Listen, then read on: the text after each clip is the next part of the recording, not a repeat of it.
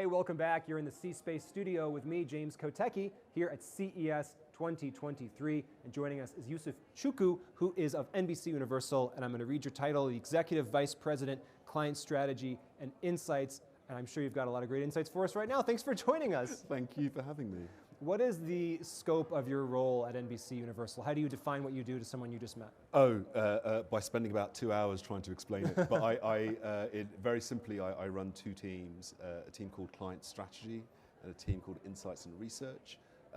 Together they are 55, 56 strategists, researchers, data scientists, analysts, all of whom are really just focused on ensuring that our clients that advertise with us kind of have effective advertising. It's as simple as that. So what are some data points and trends that stand out to you at the beginning of 2023? Oh gosh, well I think 2023 is going to be interesting in terms of where things are going. I'm really excited about in-game advertising.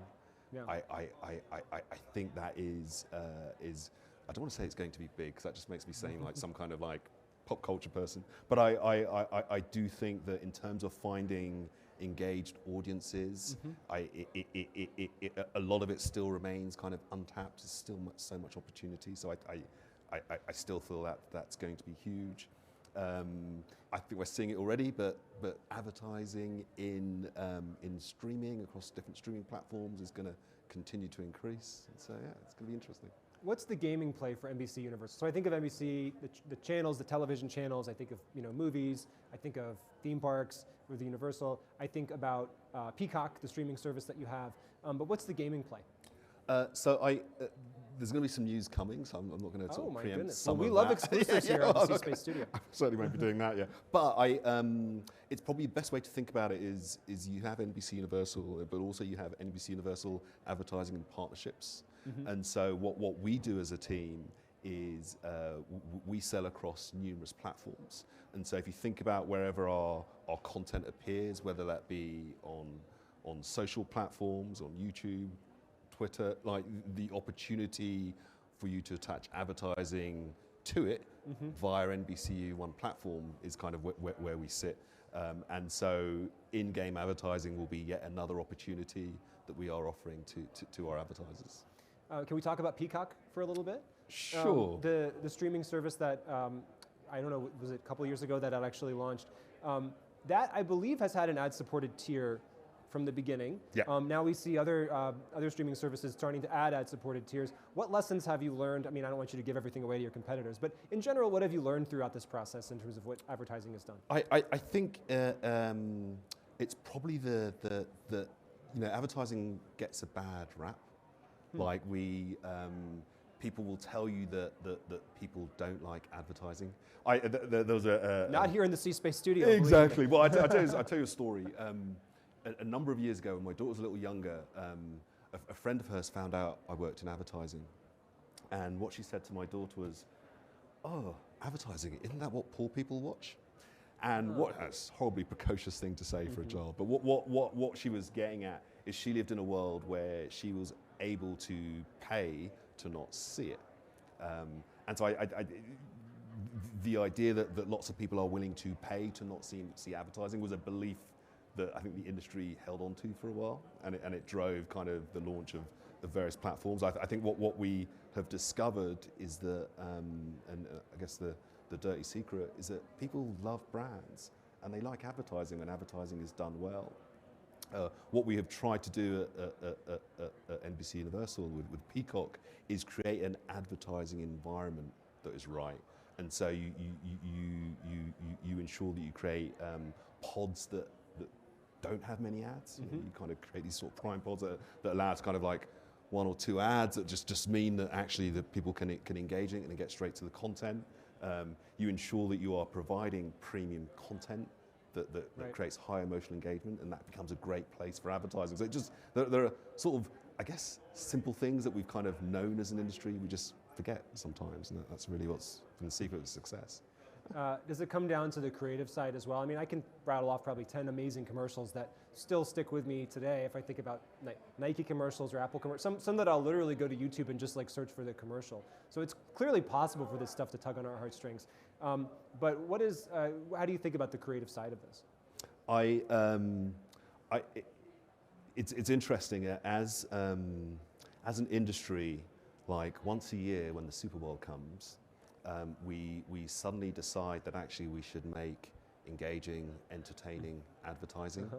And then what happens is a whole load of people are probably even more engaged in the ad break than they are the football.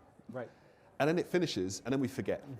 And then we go back to how we used to be. I think Phil, actually one thing that was told to me when I first started the industry by another senior creative, and he was like, Yusuf, consumers invite us into their homes every evening. And so what we should be is great guests. And a great guest is warm, they'll tell you great stories, they'll entertain and engage you. And so like the best advertising does that. And when you do, people welcome you into their lives. And being a part of NBC Universal must have its advantages there because obviously there's a storytelling DNA as part of the organization. Oh, absolutely. I spent my entire career over a quarter of a century background, I used to work in advertising as a creative strategist in advertising agencies. And so spent a lot of my time talking to clients around how we can help them kind of impact culture, how we can find a place for them within popular culture, and that how they kind of needed to tell stories that were culturally relevant. Fast forward to now, I sit in an organization that does that every single minute of every single day.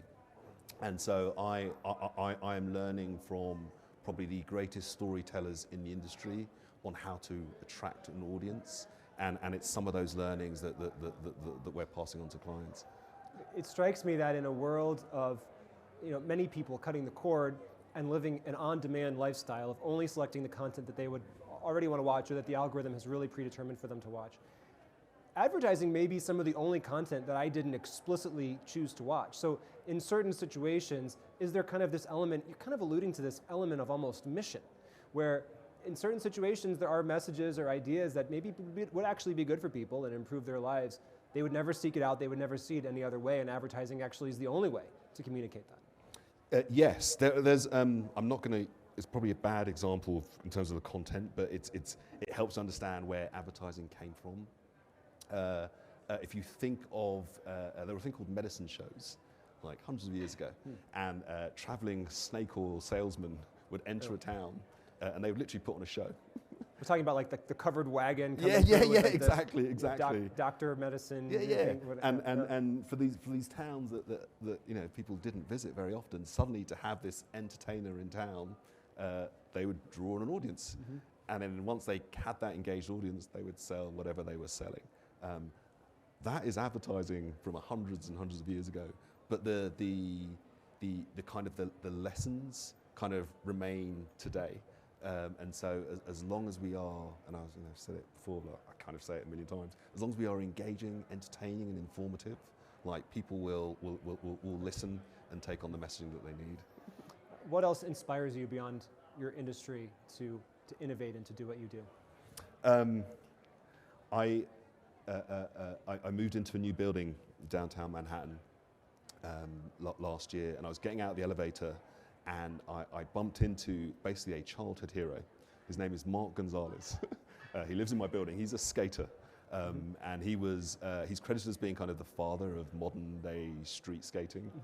And so what he and a whole generation of early street skaters did is when they looked at their built environment, when they looked at a set of stairs or a wall or a handrail, they saw something that they could do tricks on. Like other people walked on it, they would jump over it, they would grind it, whatever it is. But it was how they worked with what was not a skate park. This was a limited street environment, but yet somehow they turned it into a playground.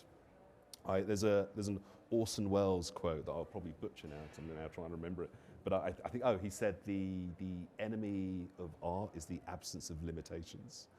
And so what he meant by that is that we need constraints in order to innovate.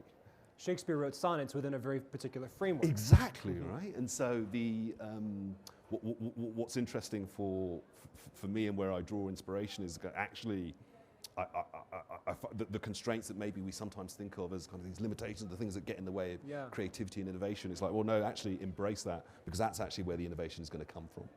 I feel like we've just scratched the surface in this conversation, and I really appreciate you coming, and I'm sorry we can't keep going, but we hope to have you back here in the C Space Studio. Yusuf Chuku, NBC Universal. Thanks so much for coming. Thank you.